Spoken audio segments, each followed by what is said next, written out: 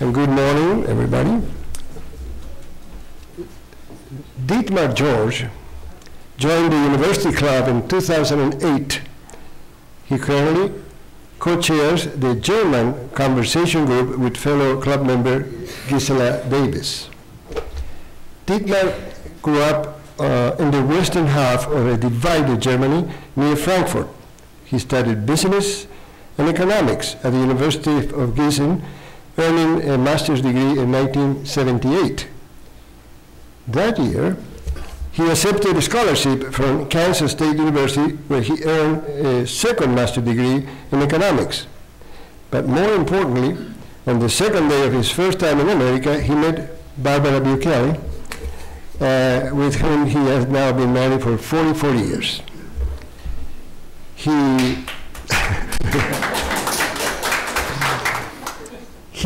As an entrepreneur, he co-founded an institutional real estate investment firm with international operations.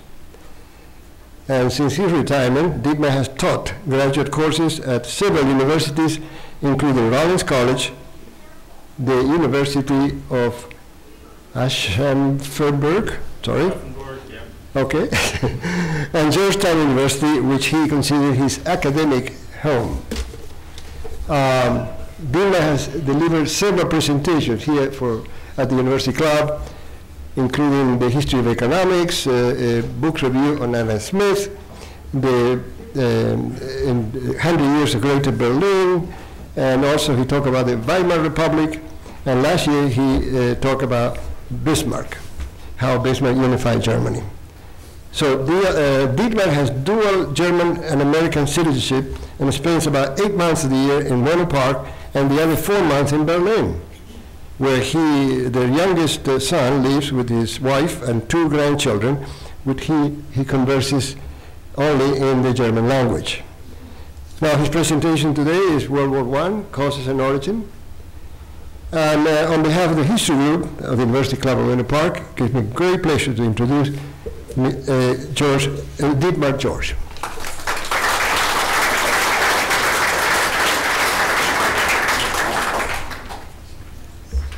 Well, thank you, Ovid, for the kind words. And if I can tell, we have probably 70, 80 people, or maybe even more, which is surprising now that it's May and some of the quote-unquote snowbirds have already left. I had no idea that so many things happened on this May 20th. I guess in honor of Levi Strauss, I am wearing his blue here. But I did not know that. Ovid has kindly invited me to topics usually associated with modern German history, and today makes no difference. And I will get into that fairly soon. I'll do it right now. Last year, we covered 1848 to 1888, the Bismarck period in Germany, or the period when Germany was unified. Today, we'll cover the 30 years prior and including World War I. Causes, origins, and the question of war guilt for World War I covered 2 years ago the Weimar Republic, Germany's first republic, and the prior year in 1922, 100 years of Greater Berlin, the rise, fall, and reemergence of Germany's capital. As you can tell, there is one important period that is missing. And if you look at the time, you know exactly what that period is. That's 1933 to 1945, Hitler, Nazi Germany, and World War II. And I will tell you that I am waiting for an official invitation from Ovid to cover that period. Informally, he has already given me the go-ahead. But I will say that is the toughest part for me, and I have procrastinated on that one, but I'll promise to do my best to cover that one in the next 12 months or so. Okay, today we will cover this period. Let me say something beforehand. He has invited me to other topics, but I pick only topics that interest me as well and where I can learn something for myself. And I must say I've learned a lot covering these subjects, and today's period is no difference. So I have divided my talk into section 1 and section 2. In section 1, we will talk about the World War I and put it in perspective. I am not a historian, and I'm not a military historian. Military history does not really interest me, so I will just talk a little bit about the military action. We'll cover that in pertinent facts. Then we will discover who was actually fighting, who were the antagonists, what is the Triple Entente and the Triple Alliance. By the way, the first 3 months of this year, I was on a cruise from Abu Dhabi to Tokyo, and we had team trivia on the ship, mostly on sea days. And one of the questions was, what was the alliance between England, France, and Russia during World War I called? Nobody knew the answer but me. But only because, and it took me 10 minutes, to come up with it. I have a problem, and some of you may have that also. It's called memory recall. We know that we know the answer, but it is so deep buried in the hard drive that is our brain that we have a hard time coming up with it. Which is, by the way, the reason I have not participated in University Club's trivia events. Until last month, I came back for the first time. If any of you has an idea of how to improve memory recall, I'll gladly listen.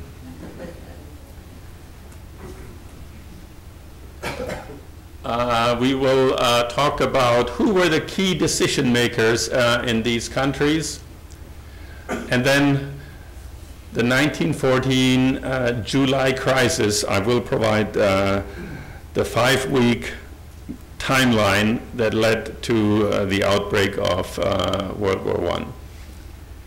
In section 2, we'll cover 110 years of historiography, questions of war guilt. The controversy has been raging on and is still somewhat raging on.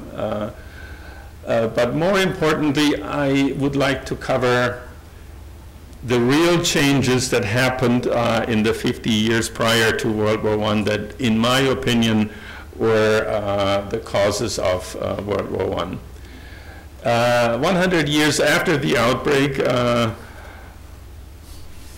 there was the centennial debate. There was a vast number of new research articles, but mostly books that covered World War I, and some of them, especially this one, I have it here. It's called, it's written by an Australian historian who teaches at Cambridge, who has studied at the University of Berlin, is fluent in English, of course, in French and in German, is married to a German, and is qualified better than anybody to talk and write about World War I or matters that pertain to European history. I liked the book so much, and I like his writing and his research, that I will read his other books as well. He is a very gifted author and historian. Okay, without further ado, we will continue. And I'll give you this spoiler alert. I have argued whether I should do that or not. An English historian wrote this. Why did it go back?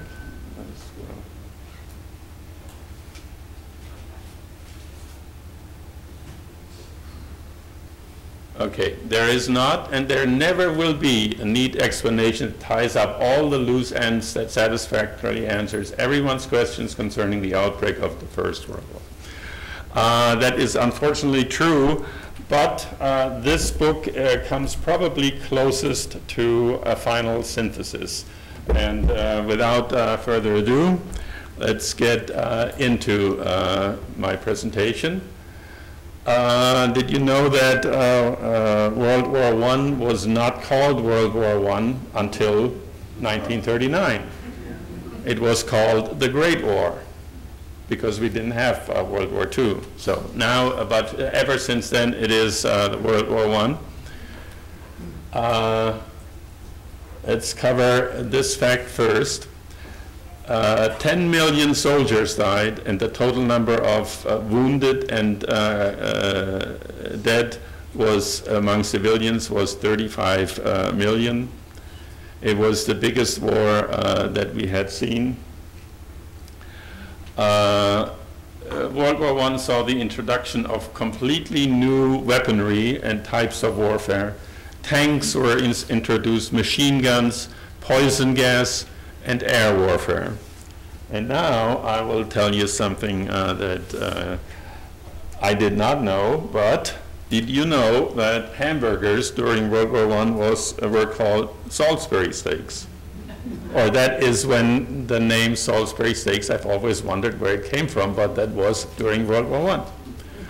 And Frankfurters were called Liberty sausages, and the Dachshund became the Liberty dog. I had no clue about this.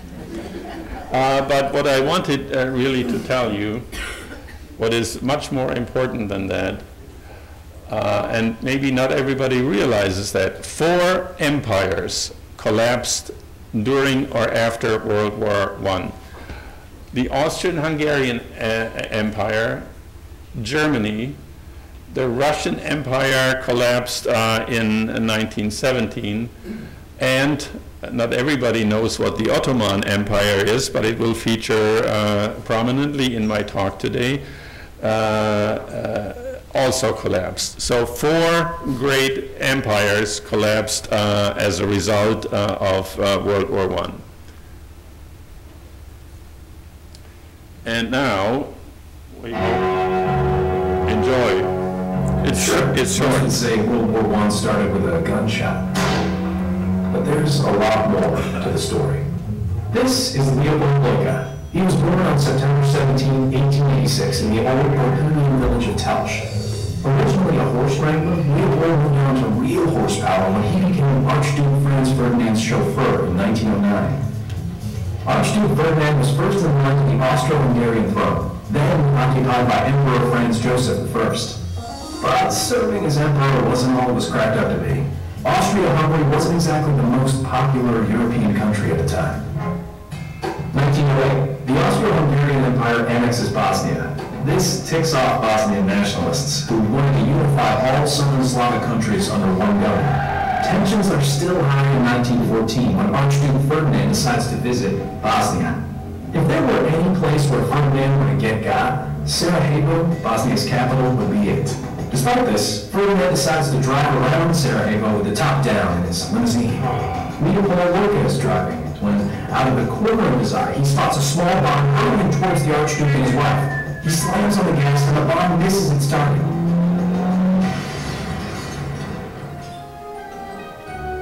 The bomb was thrown by Nedelko Trivinovich, a member of the young Serbian nationalist movement. There are a few injuries, but Ferdinand and his wife are unharmed. After gathering the bearings, Leopold drives on to a scheduled meet and greet between the Archduke and local officials. The officials want to take the Archduke on a tour of the city, but Ferdinand instead decides he wants to visit the wounded victims from the bomb attack. He gets back in the car with his wife and has Leopold drive off to the hospital. In all fairness to Leopold, he didn't know the exact route. No map, no GPS. He made a mistake and turned onto the wrong street. Unfortunately for Leopold and the rest of Europe, this was the street where Gavrilo Princip, one of the co-conspirators of the earlier assassination attempt, happened to be having a drink. Princip can't believe his luck. He has an opportunity to finish out what he started earlier that day.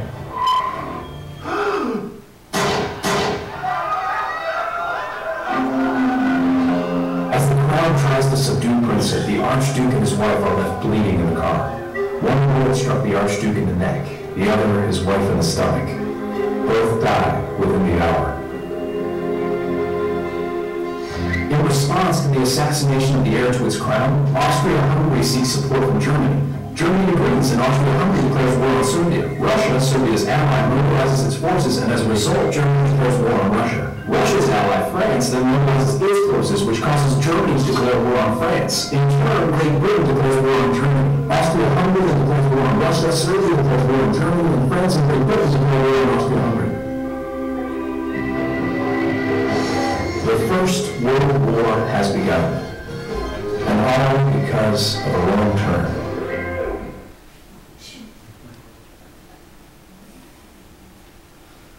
Well, isn't that a story? All because of a wrong turn. Okay, I hope you enjoyed that brief video clip. There is so much good stuff on YouTube that you can find. So let's explain who the antagonists were. You heard a little bit about it already, but I'll tell you more. The Triple Entente. Entente means something less than a full binding agreement.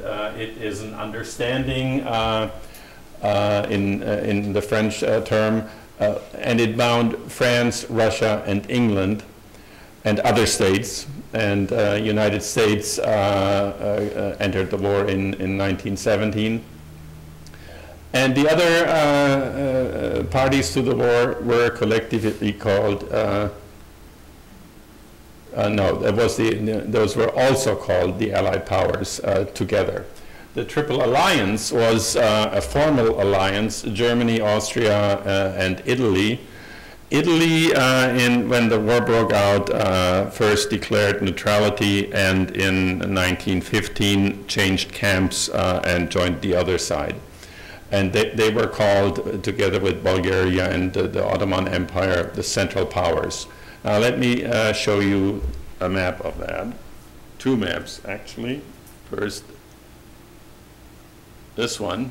So you can better see the Central Powers, and the Triple Entente is in green, and the Central Powers, Germany, Austria, and Italy, are in between the three others in there. And here is a more telling one. The black countries, including Australia, New Zealand, Canada, and the United States, fought on the side of the Allied powers against Germany, Austria, the Ottoman Empire, and these are the few colonies that Germany had.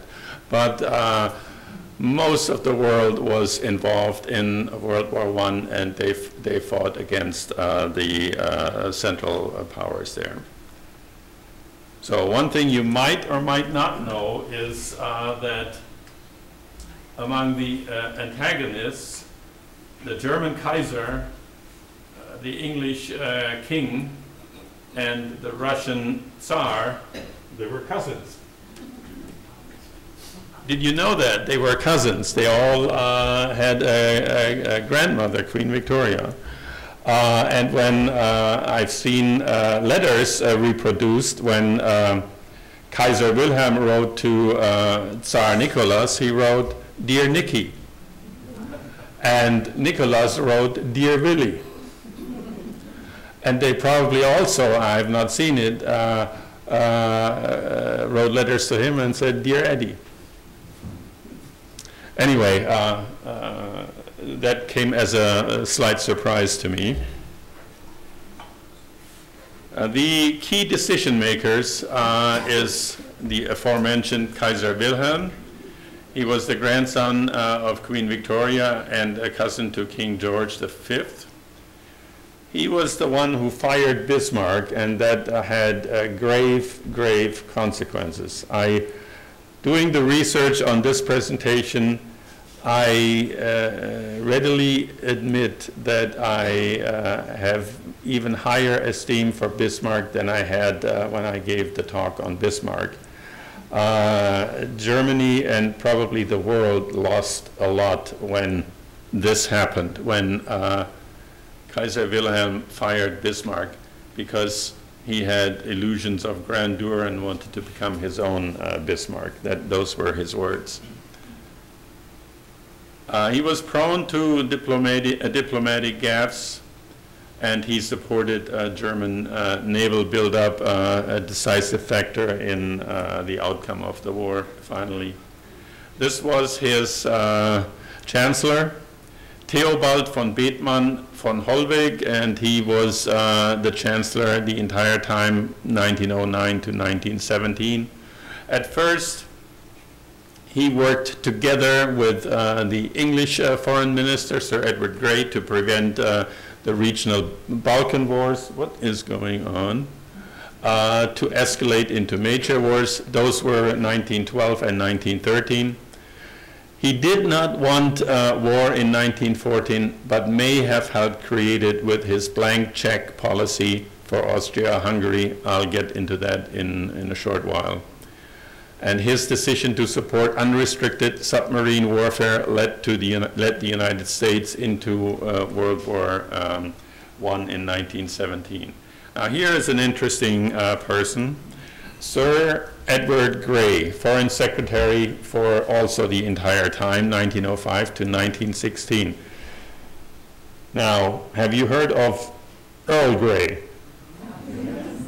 Probably everybody has. Well, this is the actual descendant of Earl Grey. He was the great-great-grandson of the Earl Grey. He was anti-German and for improved relations between England and France. Without doubt, Grey was the most powerful foreign minister, Secretary of State of pre-war Europe. And Clark does not like him, this author here does not like him too much.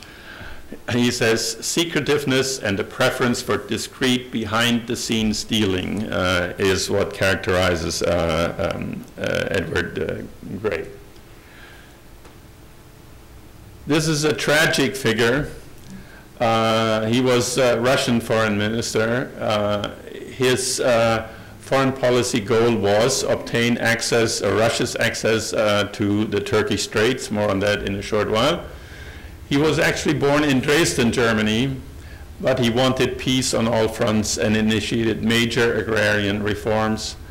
Very unfortunately, he was assassinated in 1911 by a leftist revolutionary. He was behind Russia's support for Serbian independence against Austria and Hungary. Here is another crucial character, Raymond Poincaré, French foreign minister and then prime minister. During Edward Grey's tenure in England, France had no less than 15 different foreign ministers. So there was no continuity in that. He was born in Lorraine, and when Germany annexed Alsace and Lorraine after the German-French War in 1871, at age 10 he left Lorraine, and that continued to be a thorn in his and France's side against Germany. But for France, France alternated between England and Germany as their #1 foreign adversary. Poincaré was staunchly anti-German and pro-Russia, and he reoriented France's military strategy from a defensive posture into an offensive posture. Now we come to the July crisis, and I'll go first through this, and then I'll point them out. And was too fast.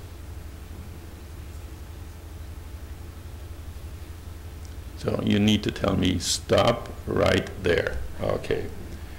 It started, as we saw in the little video clip, on June 28th. Then Austria-Hungary went to Berlin and said, will you support us if we do something against Serbia? And Germany said, yes, we will do whatever it takes. That's the blank check. Austria-Hungary puts a sharply worded ultimatum to Serbia in July 23 with conditions that are basically impossible to meet by any sovereign nation. And I'll explain that in a little bit.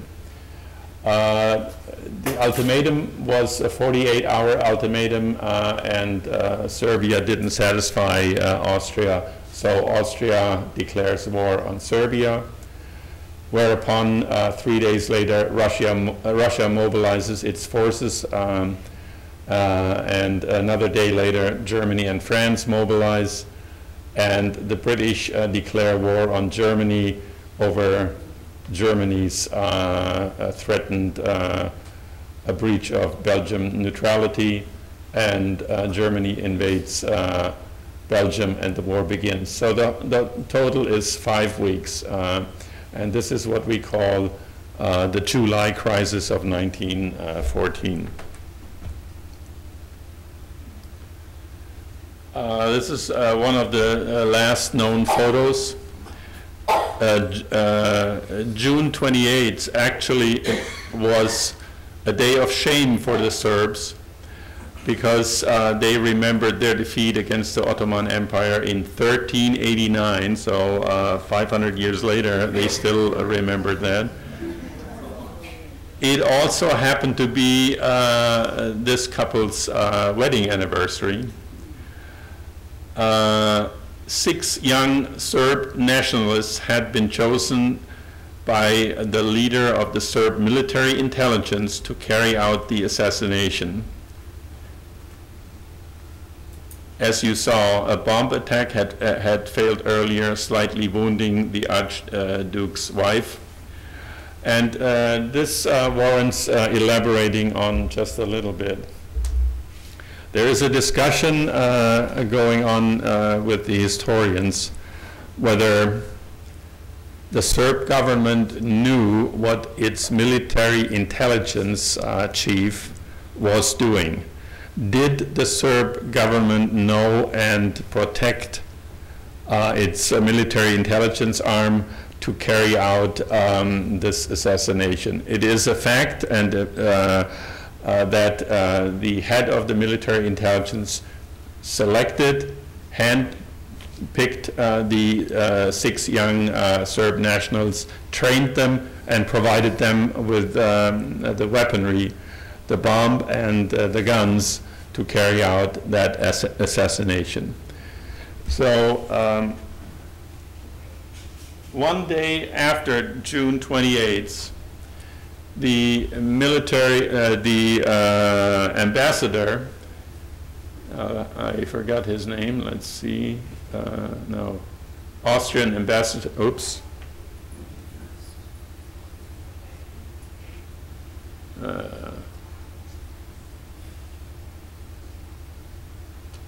I would not yet be so bold. This is one day after the assassination, to accuse the Belgrade, the Serbian government directly of the murder. But they are surely indirectly guilty, and the ringleaders are to be found not just among the uneducated masses, but in the propaganda department of the Serbian Foreign Ministry, among those Serbian university professors and newspapers who have for years sown hatred and now have reaped murder. This one day later, they had not discovered the direct link to the military intelligence of Serbia, but that would be discovered later. Sorry about this.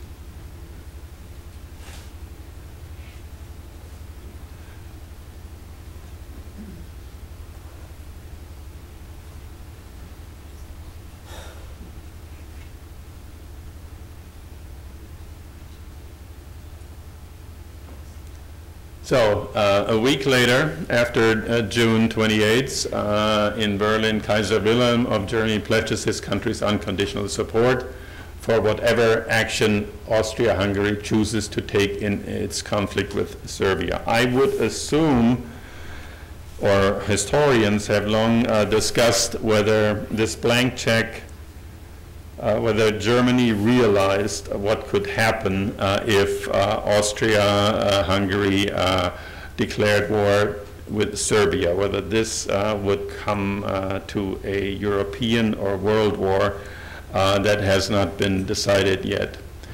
Here is the 10-point ultimatum to Serbia. Points 1 and 3 and 4, 6, and 8 are not so controversial, but points 5 and 6 were the most controversial, as they demanded, as Austria demanded involvement in the criminal investigation into the assassination plot. More or less would be the same as Mexico or so would demand access to FBI investigation or something like this. It's something a real sovereign nation cannot tolerate. So Serbia did not accept the ultimatum, and this was the headline in the New York Times.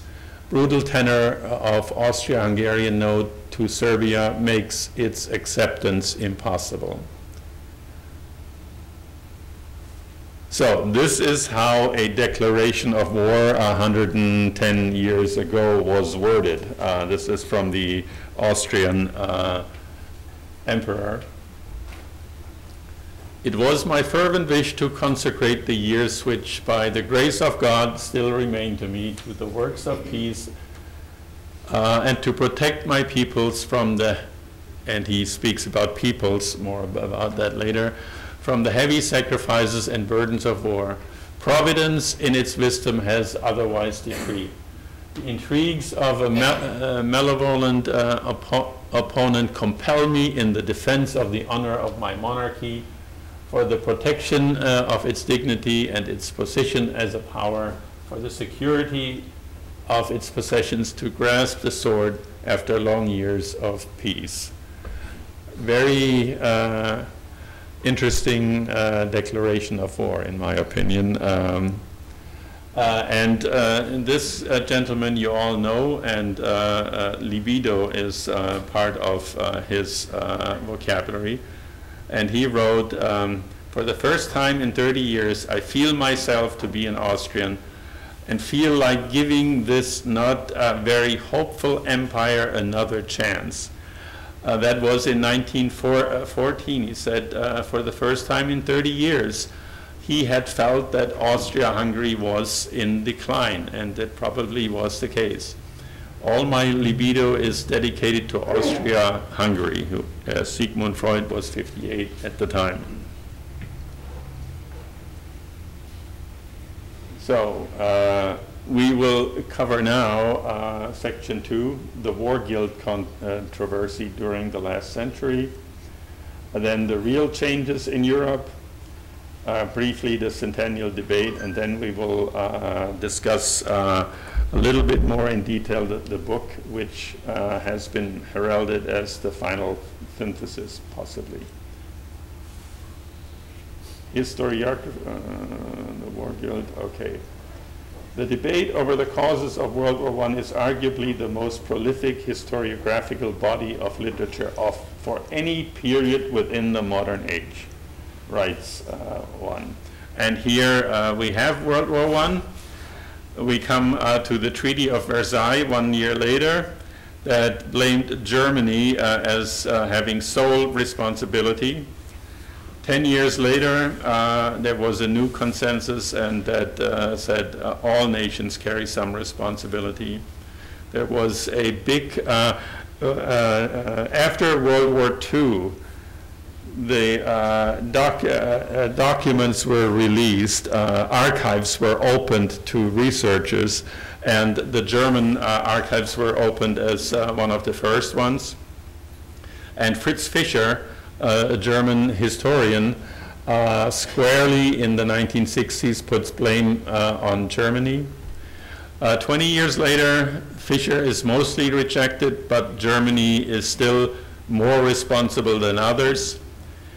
In the mid-1990s, all the historians then writing, or the historians writing during the Fischer controversy, some of them had still participated in World War I, but in the 1990s nobody was still alive.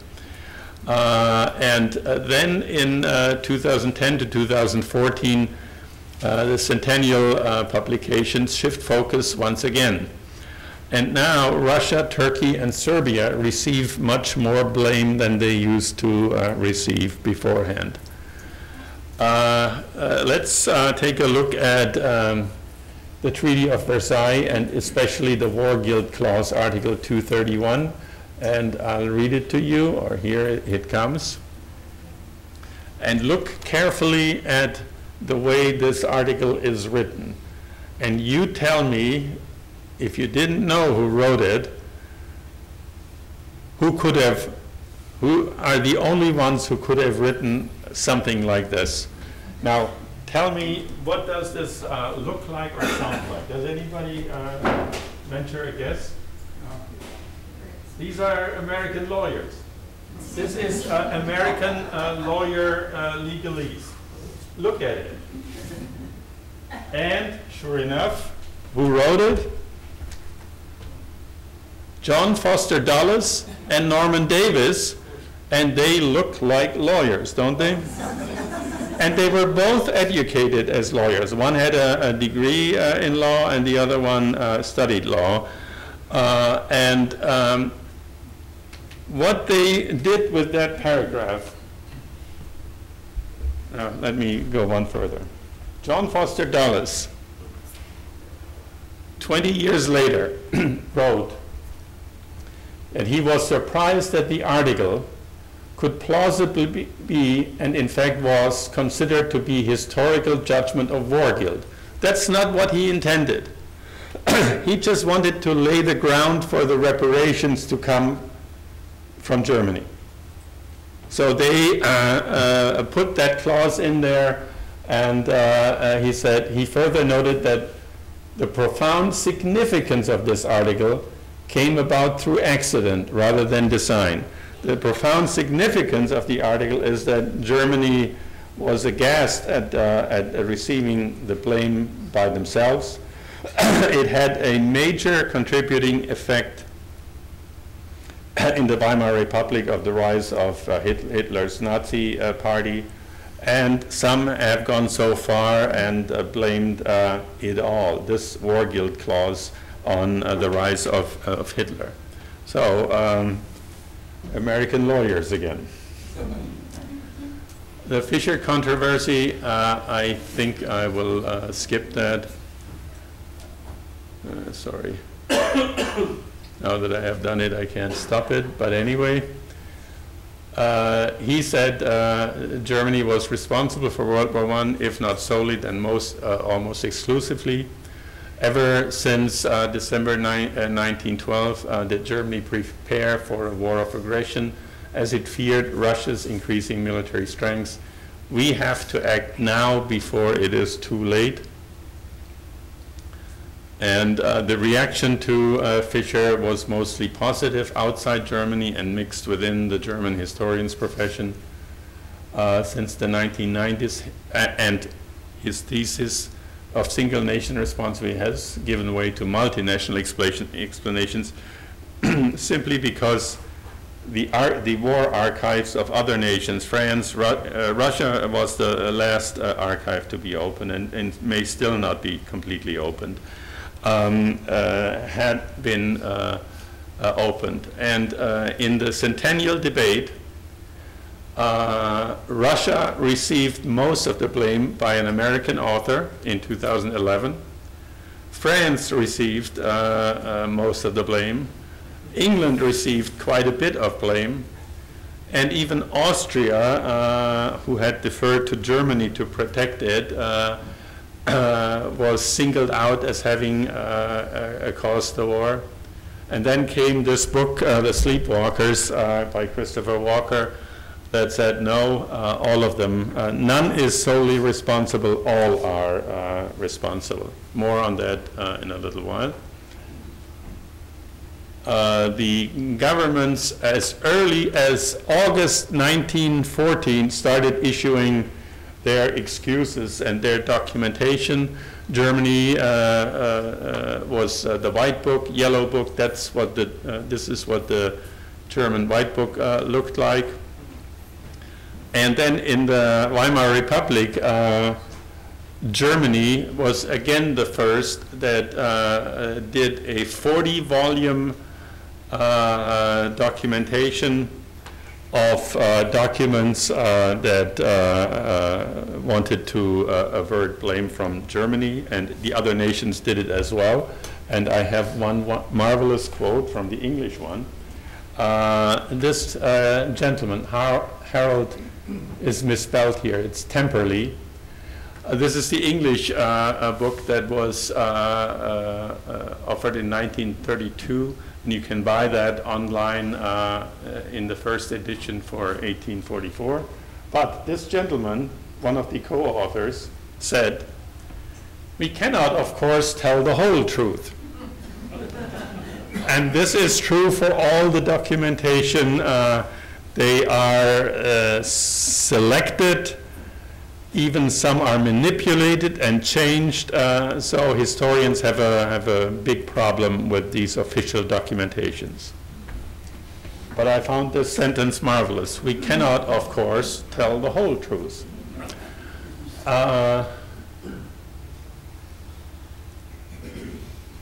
Okay, now we come, in my opinion, what really led to World War I. These were the potential conflicts before World War I. France and England, they were rivals in Africa and Asia.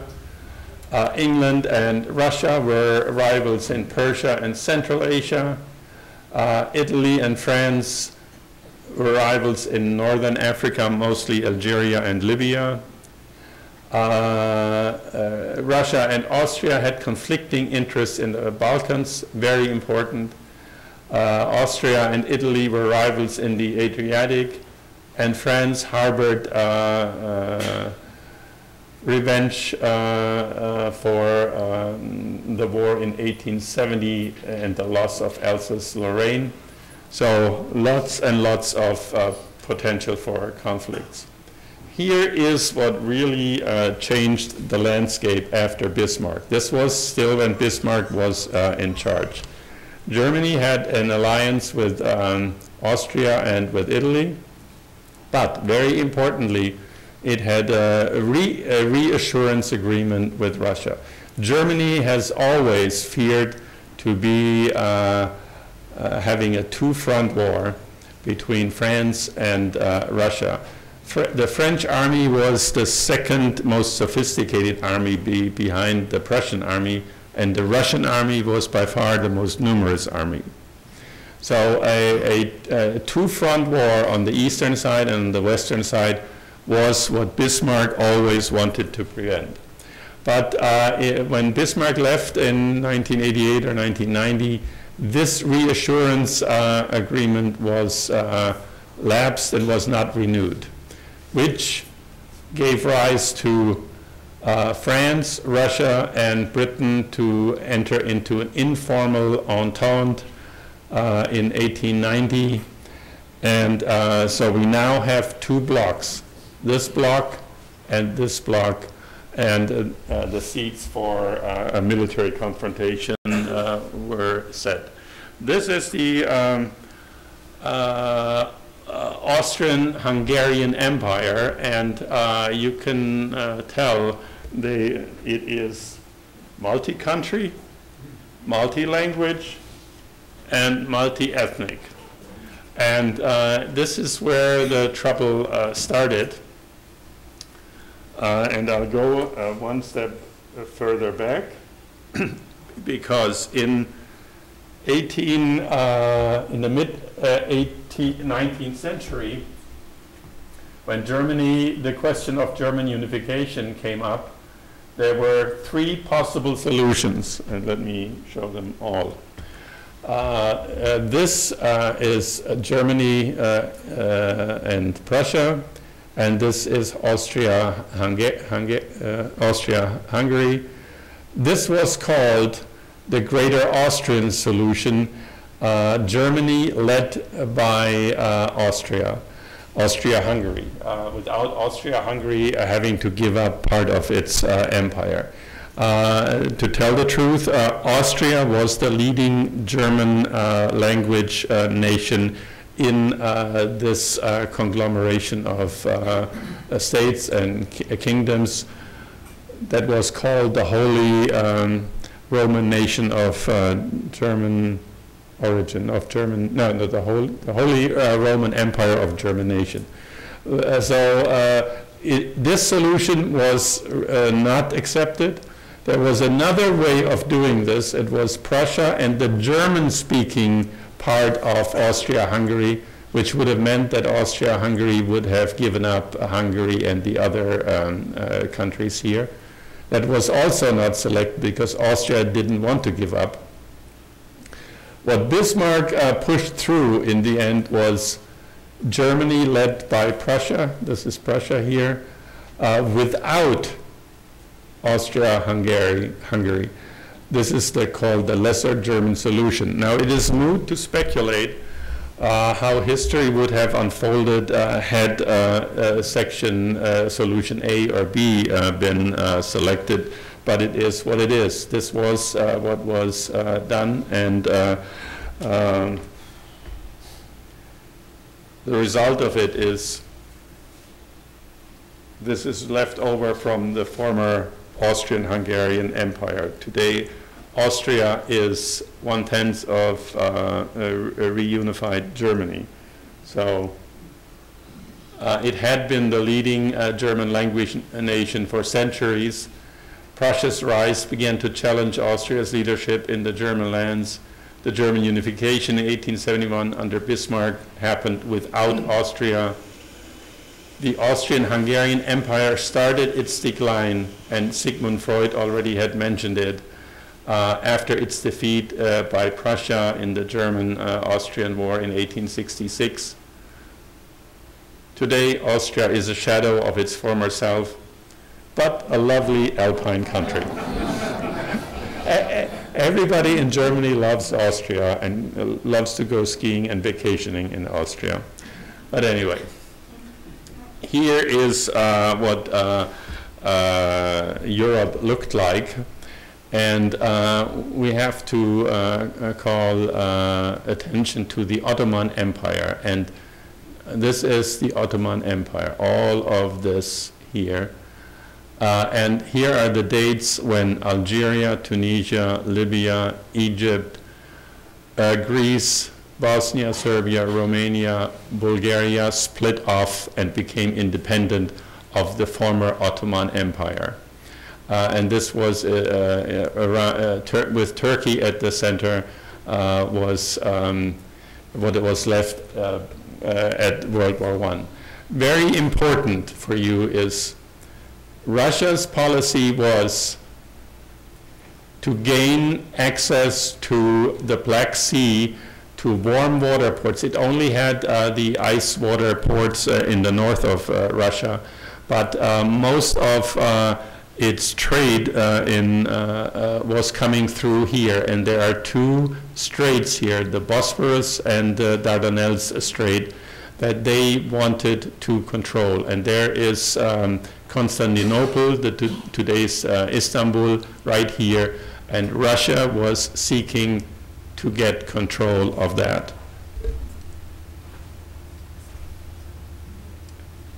Here we have it. There is the former Constantinople, Istanbul, and this is the Strait of Bosphorus and the Dardanelles Strait. And whoever controlled that would control the flow of military and commercial ships going through there. And this is what the English, the British Empire looked in before World War I. Far-flung, important holdings. And what does it look like today?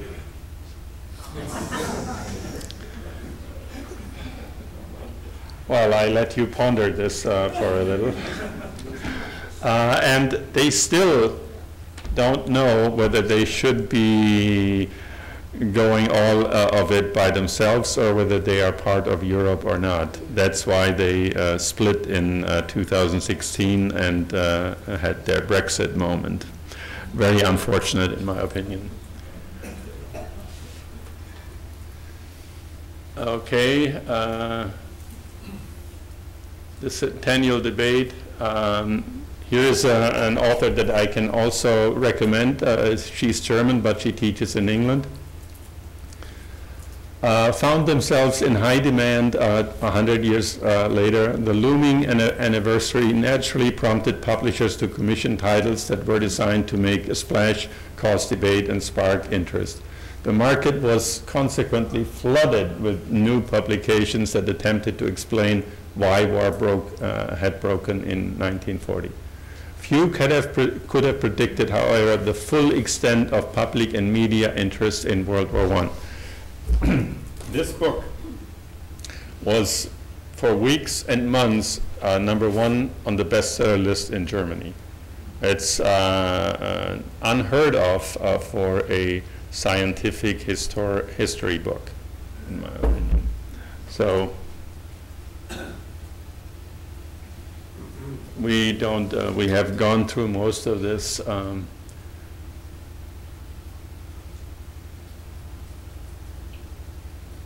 We have. I've gone through that already. So this is the book here. Sleepwalkers. Here is the English one. It came out in 2012, and in 2013, the German translation of it. This is Christopher Clark.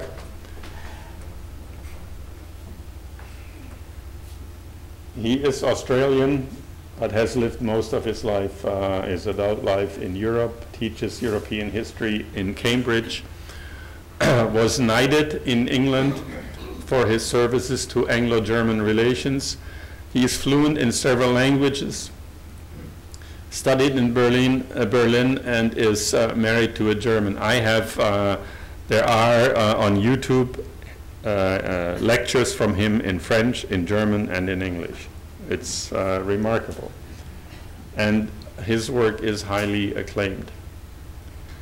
He refutes the Fischer thesis that Germany is mostly and solely responsible and wanted war.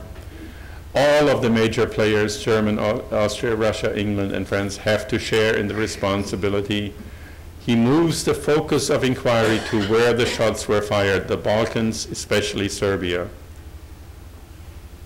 He shifts blame away from Berlin and emphasizes the brutality and instability of the Serbian state, the incoherence of Austria, Hungary, and the close link between France and Russia, the ambiguous position or positions of Great Britain, leaving the higher rulers in Germany as one group of error makers among many. One reviewer said he buried 6 feet deep the thesis of Germany's main responsibility, had a near magical effect on a large public and many German historians, caused a new consensus the Germans are guilty of causing the war, but not more so than others.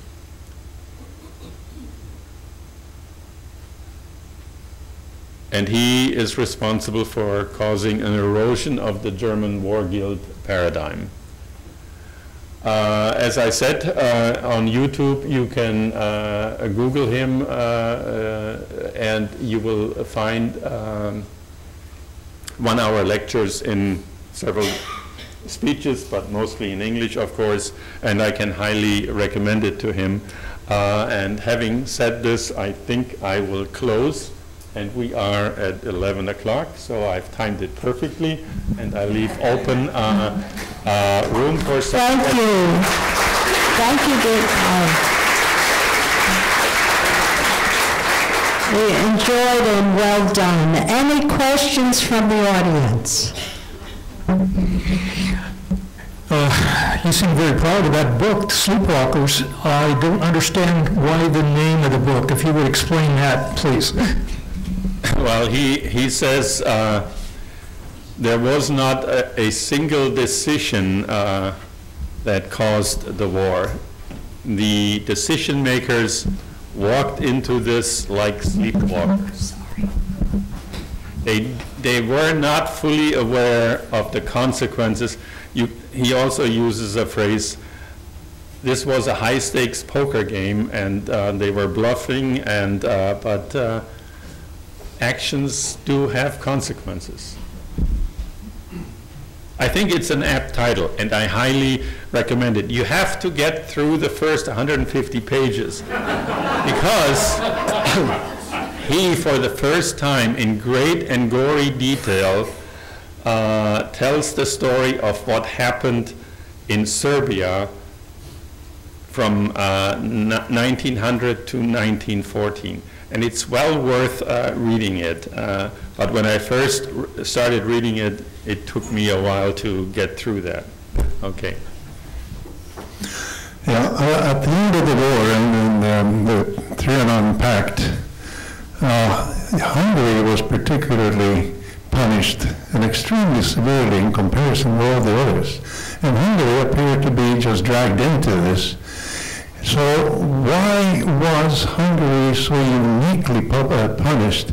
They lost half the territory, they lost half the population.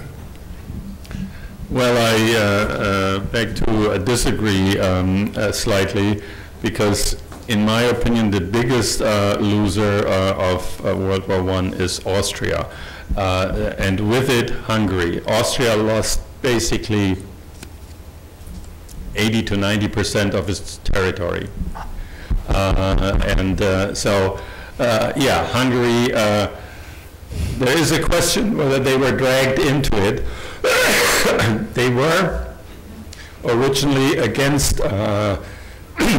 declaring war against Serbia, but in the end they relented, and when the structure of the Austrian-Hungarian Empire was such that important decisions had to be ratified by both Hungary and by Vienna.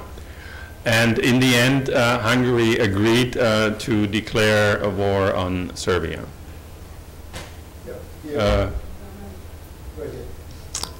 Thank you for a very good presentation.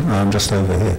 You had given out in the beginning, different points that you wanted to cover, and you briefly mentioned the effect of the ending of World War I, or the Great War, as I like to call it, and the follow-on impact that had in the rise of Nazism in the 1930s, of course, leading to the takeover of the government by the Nazi Party. But I'd like to ask you two questions on this. First of all, what degree do you feel the decision that was made by the German government during the course of the Great War to fund the war through debt by borrowing money from other powers rather than by raising it through taxation, which was what they did in the United Kingdom of France, what impact that had at the end of World War I on the future health of the German economy in the 1920s and so on, and the impact on the people of Germany, and also the comment made by the French, because there was great, revenge by the French, and the comment, to make Germany, to squeeze Germany until the pips squeak. That's what they wanted to do, and the British went along with the French. Interestingly enough, and I'd like you to mention that too, comment if you can, about the American approach, which was different. Woodrow Wilson, at Versailles, felt that the Germans were being punished too much by the victorious European allies. So if you can comment on that, please. Thank you. Well, thank you for that question. It makes me, first part of it makes me put on my economist hat. And thank you for that, because I'm an economist, I'm not a historian. I am amazed that somebody in the audience is aware of the fact that Germany started printing money and raised the means for war, not by taxation. They thought this war would last weeks or maybe months, and they could finance it that way. The result was Germany's hyperinflation in 1921 to 1923, which wiped out most of the middle class in Germany. Fact of the matter is that politicians and economists did not understand at the time the connection between money printing and inflation. It's hard for us to imagine that, but that was the state of the art of the German economic profession. Very sad. But I have a similar feeling that we haven't learned much today. When Milton Friedman said in the 1970s, inflation is everywhere and at every time a phenomenon, a monetary phenomenon, I studied during that time. Milton Friedman was Unc Milty to my generation. And I learned, and I fear the public at large over the last 50 years have forgotten. The second part of the question was about France and the reparations. France, yes. Bismarck, in his infinite wisdom, was against punishing France by taking Alsace and Lorraine. He did not want that. The higher-ups in the military and the Kaiser at the time insisted that there had to be some tribute paid by France, and so Germany annexed Alsace and Lorraine. That was, in my opinion, another tragic mistake. And it's led to young Raymond Poincaré at age 10 having to leave his homeland, Lorraine, and harboring certain feelings against Germany ever since. And the U.S. Story, I can't comment on. Why the U.S.? I have not studied that. I'm sorry. Okay, question is, the ending of World War I, can you relate to the Ukraine war today? Is there any connection or that we should try to understand? That's an interesting question. I hadn't thought about that. I would have to think about that first.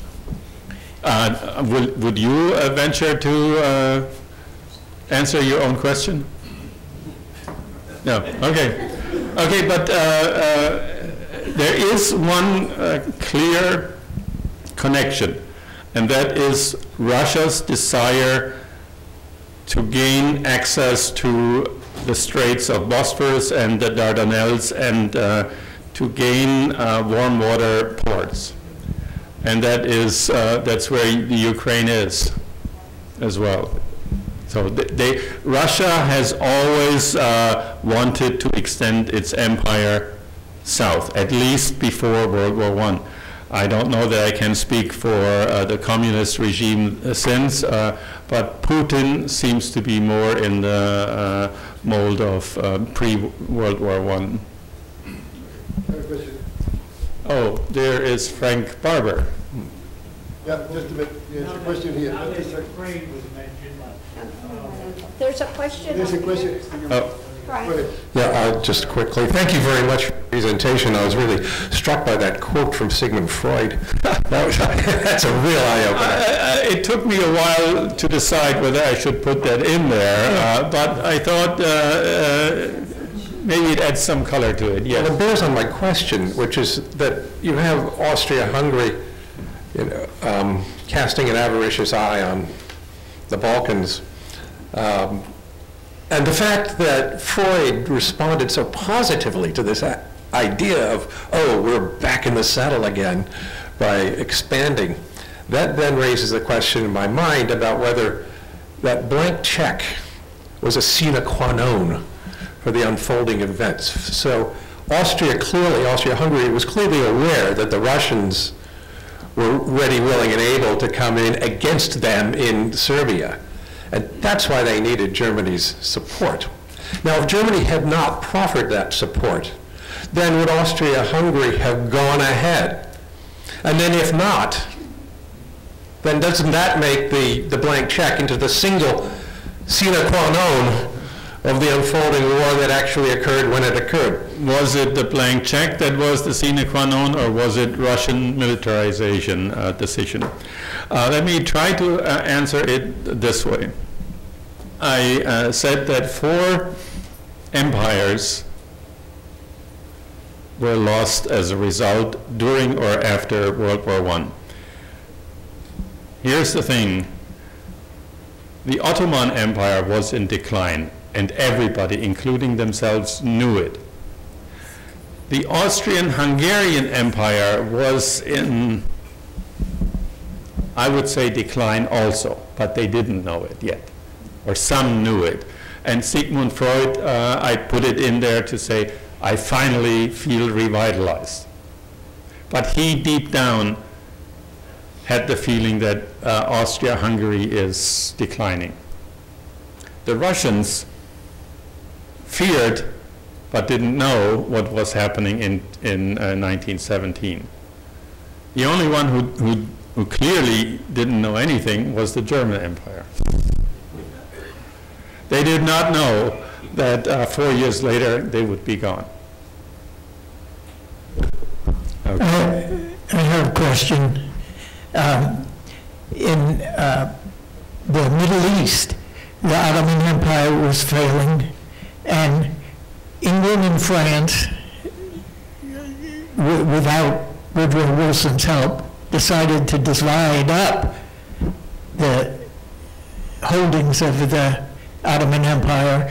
And the question I have is, as an economist, what was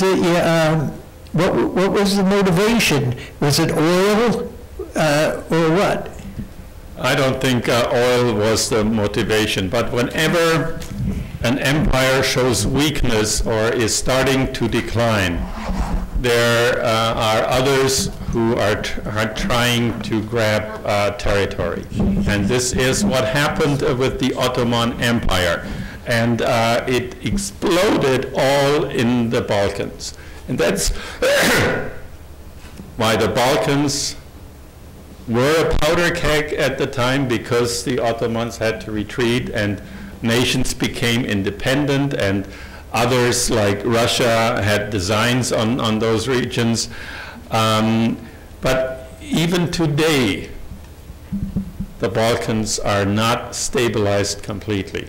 You still have the Kosovo, and you have new nations like North Macedonia, Montenegro, that are becoming independent nations. I don't think the story of the Balkans as a powder keg is completely over.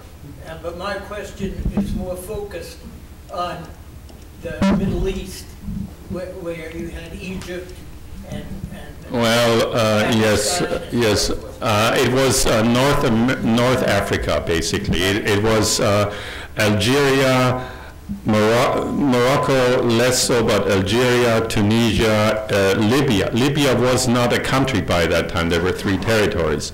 And Egypt. The English grabbed Egypt. The Italians invaded Libya.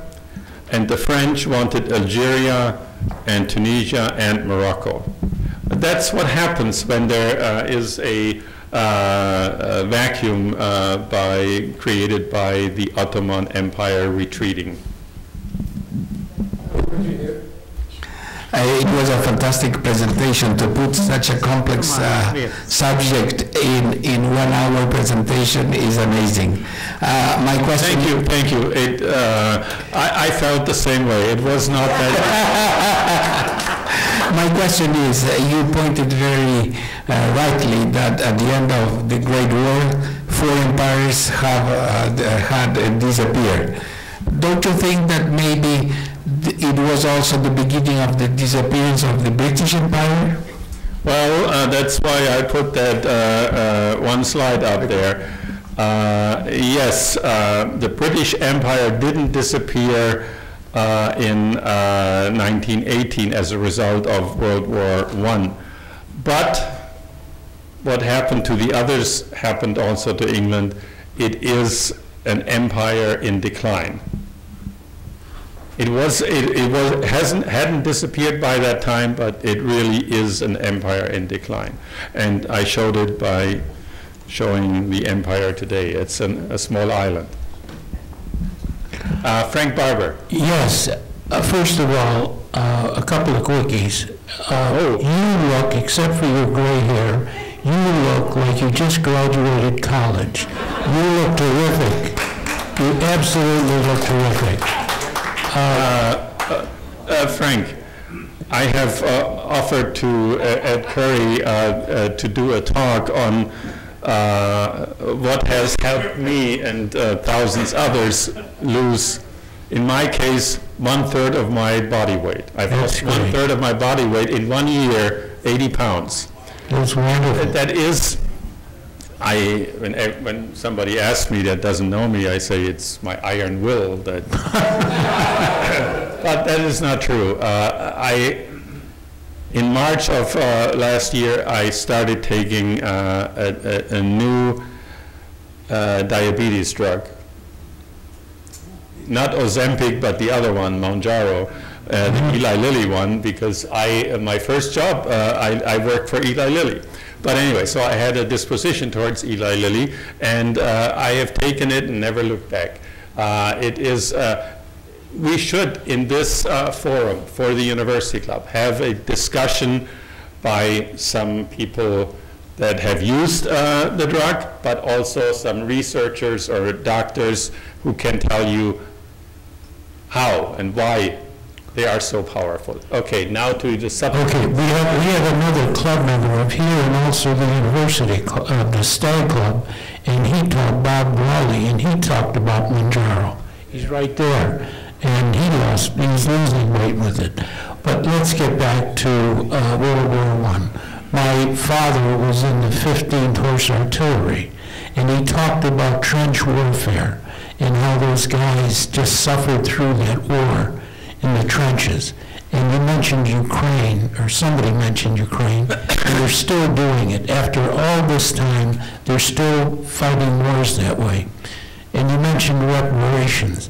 Do you think Russia will ever be charged with paying Ukraine when Ukraine, if there is a stalemate or if they win, that they'll ever be charged with reparations?